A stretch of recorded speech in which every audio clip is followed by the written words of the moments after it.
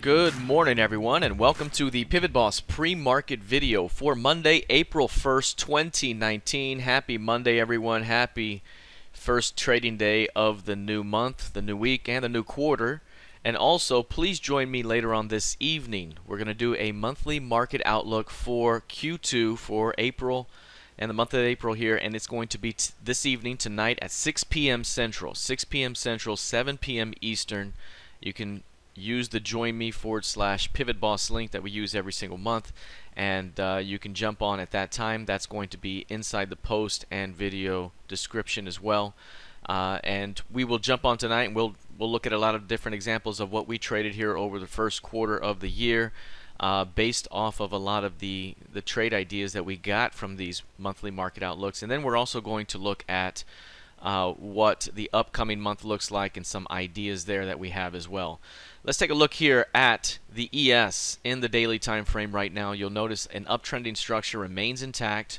Price pushed through the 28.35 zone and closed above it Friday and continues to squeeze right now. We're coming back up to test the previous month's high already. So the first test of the month is going to be at the previous month's high. The pivot range is quite a bit lower, but it is a higher value pivot range for the month, which means that, typically speaking, any pullback into the pivot range, the first pullback of the month, could be a buying opportunity for another continuation. It was like what happened this past month here, where we bounced. This one kind of failed, and then it came down and then rallied here to the end of the month. That's what we're looking for. The previous month was very similar here. It pulled back not quite as deep into the pivot range and rallied. So are we going to get the same type of reaction this time? We'll see.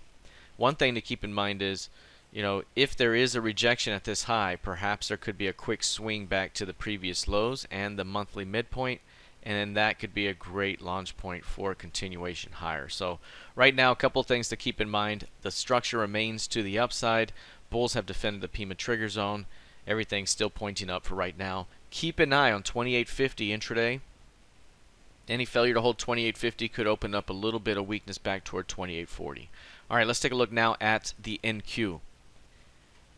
Here's the NQ, trending up as well. Very bullish structure. Obviously, we had a very strong rejection to end the week a couple of Fridays ago.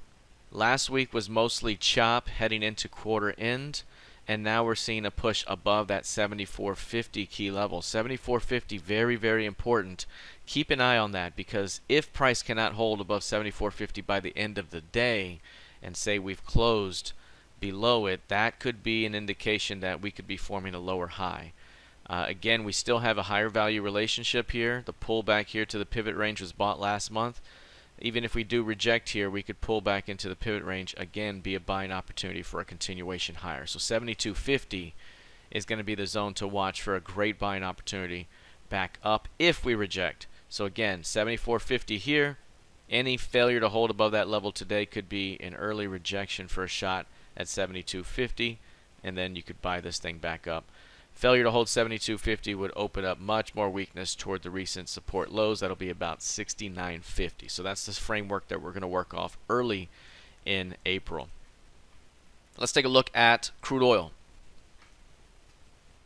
You can see right here, crude oil showing some strength. This one has been trending higher. Again, we had a strong rejection here, and we mentioned that this could be a great buying opportunity that leads this thing higher on a near-term new high, but also it could lead to more strength. If there's a rejection here, if there's a failure to hold 60 bucks, that's when we could swing right back around toward 58s, and again, that would be another buying opportunity back up. 57.50 to 58 is a zone of support that bulls must keep bid. So if this thing drops back to this side, it could be a buy back up. Very similar to this day here, where if it were to drop into that little zone there, it's a buy. So as deep as this, failure to hold 57.50 on a closing basis opens up a return back toward 55s. Right now, everything's still trending up, and we just approaching the 61 zone with a shot at 62.70.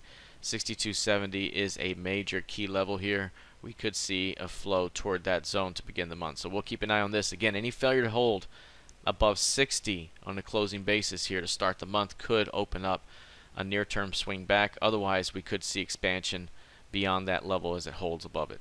Taking a look now at gold futures. You'll see here gold also holding near support here. That's 1290, 1280, right? Kind of just general zone. 1280 is the most important zone here. We've had a failure to hold above 1320. That's the zone we talked about last week. We needed to watch 1320 because any failure to hold it would open up a return back down. And we got that rotation back down here. Now we're holding the 1280 zone inside day for the most part. Now again, I'm going to bring this out longer term here. 1280 goes all the way across. You can see the 1360 comes all the way across. That's your trading range right now. That's the trading range at the moment. Over here, we probably need to hit 1280 before we can jump back up and go higher. So maybe we need one good flush day down that could bring it back up. So I'm really looking for 1280s here. If there's a major rejection down here, that could lead to a great continuation toward 1360. Failure to hold 1280 on the closing basis could open up a rotation as deep as 1240, maybe even lower. So again, very important zone here. 1280 needs to hold for a continuation at 1360.